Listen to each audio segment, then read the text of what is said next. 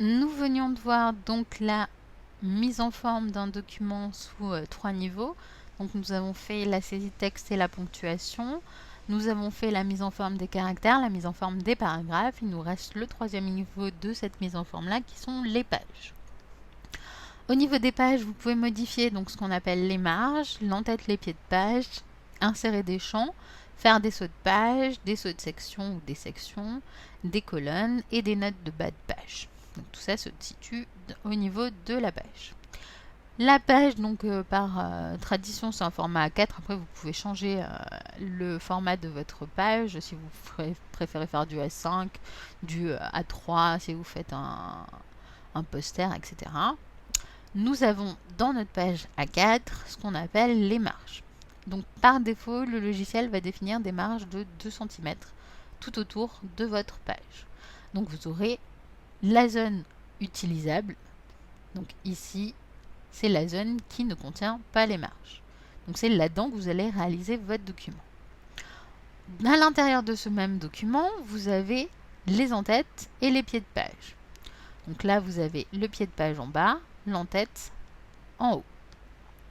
Donc vous pouvez définir la taille de vos entêtes et de pieds de page. Sous OpenOffice Writer, vous allez devoir activer l'entête ou le pied de page pour pouvoir les utiliser. Donc pour les activer, vous allez dans le menu Format, Activer et Pied de page. Format, pardon, Insertion, Entête et Insertion, Pied de page. Et là, vous mettez Activer le standard. Donc par défaut, on va travailler sur le standard. Après, on verra qu'on peut créer nos propres pieds de page et les intégrer. Une fois que vous avez intégré votre pied de page, vous allez pouvoir insérer des champs, donc insertion champ, et vous avez des champs, donc la date, l'heure, le numéro de la page actuelle, le nombre de pages et le nombre de pages totales du document, le sujet, donc si vous avez défini un sujet, il sera écrit dans sujet, si vous avez défini un titre, il sera écrit dans titre, si vous avez défini un auteur, donc vous, il sera écrit dans auteur, et vous avez d'autres champs qui sont disponibles qu'on verra tout au fil de ce cours. Donc au niveau des champs, si on veut insérer ici notre pied de page avec écrit page, donc ça on doit l'écrire. Le numéro de page, on le fait de manière automatique avec les champs. Donc en utilisant le champ qui s'appelle numéro de page, le slash vous le faites aussi à la main vous-même. Et le nombre de pages, vous insérez aussi un champ qui vous permet d'obtenir le nombre de pages. Au niveau des pages, vous avez donc aussi tout ce qui est saut de page. Donc si vous considérez que vous avez fini tout ce que vous aviez à dire dans la page numéro 1, que vous voulez passer à la page numéro 2, vous allez forcer le passage en mettant un saut de page, donc insertion, saut et saut de page. Ça se représente sous cette forme-là. Si vous utilisez les caractères non imprimables, donc sous Writer ou sous n'importe quel autre logiciel, vous avez toujours des caractères non imprimables. C'est juste que c'est caché sous Word maintenant. Qu'est-ce que je voulais dire d'autre sur les sauts de page? Donc ça vous permet d'accéder à notre page. Donc ici, on a notre document, on a un nouveau titre, on va insérer un saut de page, on fait insertion, saut, saut de page. Donc insérer un saut, vous avez différents types de sauts. Ici, vous avez un style qui vous permet de définir quel est le style de la page future. Donc on verra qu'on pourra l'utiliser dans la semaine prochaine probablement. Vous avez aussi la possibilité de faire des sections. Donc par exemple, si vous insérez une image ou un tableau, vous pouvez créer une section qui va vous permettre de faire un tableau. Si vous faites des colonnes, les sections vont se faire de manière automatique.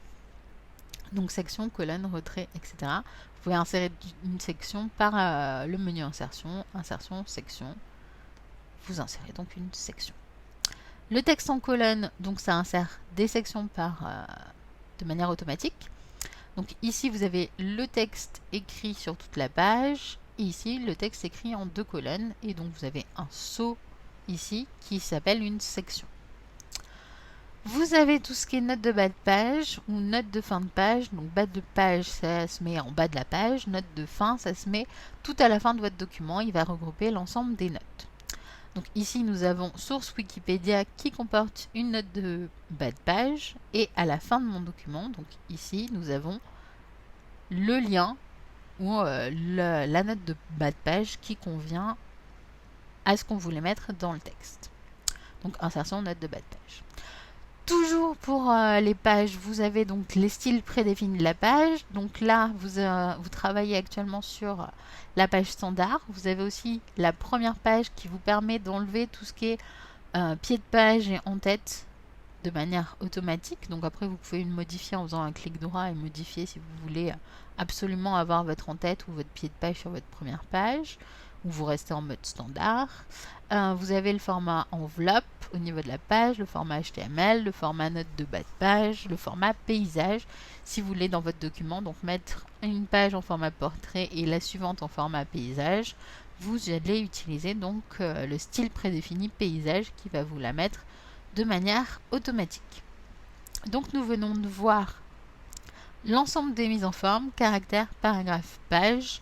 Il nous reste donc à voir comment on ajoute des objets.